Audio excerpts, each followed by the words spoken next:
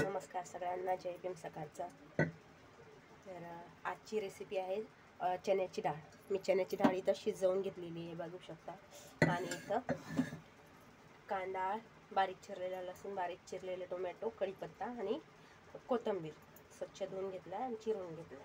आता चला आपण रेसिपीला सुरुवात करूया। तर मी इथं कढई ठेवली आहे तापायला। तेल टाकते, याच्यामध्ये 2.5 पै तेल टाकते। आता पटकन याच्यामध्ये राय सोडू, राय चांगली तडतडू देऊ फुटेपर्यंत। राय चांगली फुटली आहे, याच्यामध्ये आपण जिरं टाकूया। मग याच्यामध्ये कढीपत्ता देऊ टाकून बारीक चिरून, बारीक चिरलेला लसूण। आता टाका याच्यामध्ये कांदा, बारीक चिरलेला कांदा। आता चांगलं लाल होईपर्यंत याला परतून घेऊ। परतून घेतल्यानंतर कांदा चांगला लाल झाला की आपण याच्यात टोमॅटो सोडूया। तुम्ही अशी एकदा चण्याची डाळ बनवून बघा, नक्की सगळ्यांना आवडेल। मसाला वाटून टाकायची गरज नाही, काही वेगळं टाकायची गरज। कमीतल्या कमी साहित्यामध्ये होऊन जाईल आपली चण्याची डाळ। कांदा चांगला लाल झाला, आपण याच्यात टोमॅटो टाकून घेऊ। आता चांगलं त्याला शिजू देऊ, याच्यामध्ये परतून घ्या चांगलं। आता याच्यामध्ये टोमॅटो पटकन होण्यासाठी आपण मीठ टाकून घेऊ आणि परतून घेऊ। टोमॅटो लवकर होण्यासाठी आपण याच्यात मीठ टाकलंय ना, आता झाकण ठेवून द्या थोडं आणि मग नंतर होऊ द्या। थोड्या वेळाने आपण बघूया। बघू आता आपले टमाटर, हे बघा किती छान असे कांदा, टोमॅटो, लसूण सगळं मस्त वाफवलं। आता याच्यामध्ये आपण लाल तिखट घालूया। गॅस बारीक करा थोडासा, मीडियम। तुम्हाला लागेल चवीनुसार तेवढं लाल तिखट घाला। मी लाल तिखट घालते आणि थोडासा अर्धा चम्मच किचन किंग मसाला आणि थोडीशी हळद मी चणा डाळ शिजवताना टाकलेली आहे, म्हणून मी थोडीशीच घालते हळद। आता याला चांगलं परतून घेऊ। गॅस थोडा मीडियम करा आणि थोडंसं पाणी सोडा त्यामध्ये।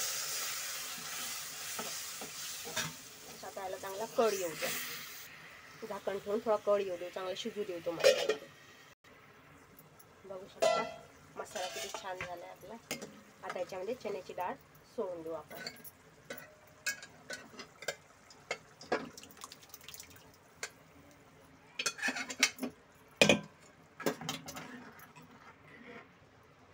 आता याच्यामध्ये वरून कोथिंबीर टाका। हे बघा, बघू शकता। तुम्हाला लागला तर तुम्ही अशी घट्ट पण ठेवू शकता आणि पाणी टाकू शकता। आता मी याच्यामध्ये थोडंसं पाणी सोडणार आहे। तुमच्या अंदाजानुसार तुम्ही पाणी टाका त्यामध्ये।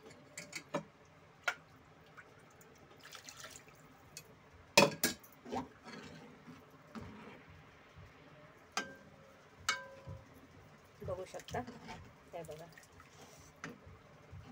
आपण सगळे मसाले आधीच टाकलेले आहे फोडणीमध्ये, म्हणून वरतून काही टाकायची गरज नाही आहे। हळद, मीठ, मसाले सगळेच टाकले बघा। आता ही भाजी तुम्ही चपातीसोबत, भाकरीसोबत आणि एक नंबर म्हणजे भातासोबत खूप छान लागते। नक्की ट्राय करा आणि व्हिडिओ आवडल्यास लाईक नक्की करा। आता याच्यावर झाकण ठेवून उकळी काढून घेऊ आपण। झाकण काढून बघूया। हे बघा किती मस्त अशी तरी आली आहे ना, आणि खायला पण एकदम टेस्टी लागते, छान चव लागते। एकदम पटकन होणारी अशी ही रेसिपी आहे। थोडा वेळाला 2-3 मिनिटं आपण अशी शिजू द्या, म्हणजे चांगली चव उतरेल त्या डाळीमध्ये आणि मग बघा त्याची टेस्ट।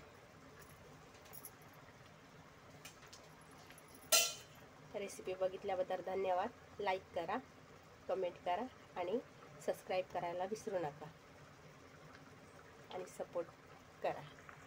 Thank you, bye. गॅस इथं बंद करून देऊ।